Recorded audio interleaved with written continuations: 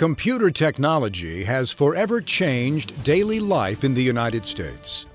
Utilities, transportation, commerce, air traffic control, even the national financial system, all depend upon global computer networks. This dependency creates vulnerabilities that potential adversaries can and do exploit to strike directly at the United States and its interests. This technology has had an equally critical impact upon military operations. U.S. Army soldiers and civilians routinely use computers and the Internet for every aspect of their work, from handling sensitive information to planning operations or operating complex weapon systems. Unfriendly actors are prepared to disrupt and destroy these capabilities as well. In response to these threats, the Army created its Cyber Branch in 2014. An operations branch, Army Cyber integrates defensive and offensive cyberspace operations with electromagnetic spectrum operations in tactical units. The Cyber Mission Force leads hybrid warfare efforts to degrade, disrupt, destroy, and manipulate the enemy. To accomplish this mission, Cyber Branch works closely with the Army's signal and military intelligence branches, as well as with Army Cyber Command, U.S. Cyber Command, the National Security Agency, and the other joint services. Throughout their careers, cyber officers can expect to serve in a variety of assignments, from combat mission teams that generate integrated cyberspace effects to cyber protection and support teams that protect DoD networks and provide analytical and planning support, or to national mission teams focused upon defeating threats to national-level assets and interests. Cyber officers possess a special blend of skills, knowledge, and behaviors. Their unique talents help them to succeed in any mission. Domain-specific education. Many cyber officers possess degrees in science, technology, engineering, or math. While these are most important, the Cyber Branch demands expertise in other areas as well. The majority of us have a technical background. Since technology is the basis of what we do, it's important to be able to understand the technology. For those studying law or for those in the social sciences, get a minor in cybersecurity or information assurance. Make it relevant. Study cyber policy or cyber law. Technologically adept. Cyber officers understand and are comfortable with the latest technologies. There are officer candidates, there are ROTC cadets and West Point cadets out there that may not feel that they're technically competent. I myself come from a soft science background, but are in some way wired to work really well in this space. You don't have to major in a technology-specific discipline as long as you expose to it and demonstrate that you have technical capability. Logical, analytical. Cyber officers apply sound reasoning to all situations.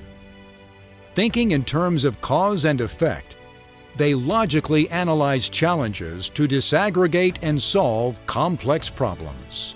It's critical to be logical and analytical as a cyber officer. But there always has to be this interplay of risk and reward, which comes down to logical reasoning. Good judgment and sound decision-making, that is what makes a good officer for cyber. Inspirational leader. Skilled in developing appropriate relationships, cyber officers are expert at motivating soldiers, warrant officers, and civilians to work harmoniously towards desired outcomes. And I think that's one of the bigger challenges within cyber because we do work with so many eclectic people. In my squad, I have junior NCOs, senior NCOs, as well as warrant officers and Department of the Army civilians. Being able to get people to work together and having that influence to kind of shape where this big group of people are going to focus a mission set is extremely important. Innovative. The diverse spectrum of situations cyber officers face requires them to seek and devise creative and insightful solutions, and to lead change.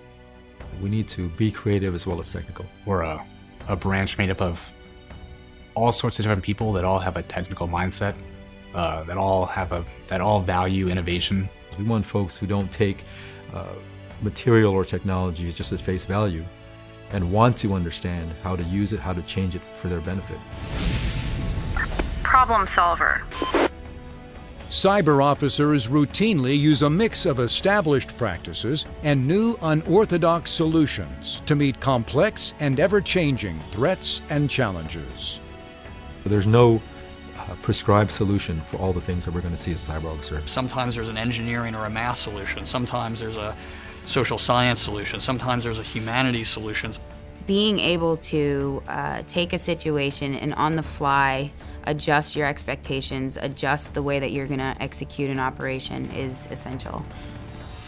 Commissioned as an MI officer through ROTC. My source of commissioning was the U.S. Military Academy. Penn State University. I majored in IT, information technology. Computer science. My undergrad and my master's were both soft science. I focused on public policy. The cyber branch is a 24/7 operational impact-making branch. The threats that we face are real threats. We don't dominate the space in the way that we do in land warfare. And it's evident if you watch the news on a daily basis. Every part of our national power is threatened in cyber. There's a very strong connection between the Signal Corps, the Military Intelligence Branch, and the new Cyber Branch. What we're doing with the cyber branch, and as it's maturing and growing, is delivering effects just like any other combat arms team.